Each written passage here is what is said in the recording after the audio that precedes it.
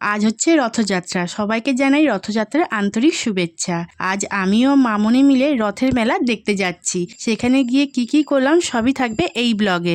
আমরা তো রেডি হয়ে নিয়েছি, বেরিয়েও পড়লাম। টোটো করে পৌঁছে গেলাম স্টেশনে। স্টেশনে আসতেই শুরু হলো বৃষ্টি। আমরা টিকিট কেটে ট্রেনে করে চলে এলাম মেছেদায়। মেলায় গিয়ে দেখি চারিদিকে প্রচুর ভিড়। চারপাশের লোকজনকে জিজ্ঞেস করতে জানতে পারলাম আমাদের মুখ্যমন্ত্রী শুভেন্দু অধিকারী এখানে এসেছেন। তাই আমরাও সবার মতন দাঁড়িয়ে পড়লাম তাকে একবার দেখার জন্য।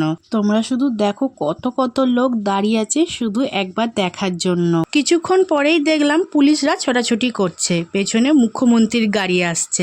তিনি গাড়ি করে চলে গেলেন, আমরা সবাই হাত নেড়ে তাকে টাটা করে দিলাম।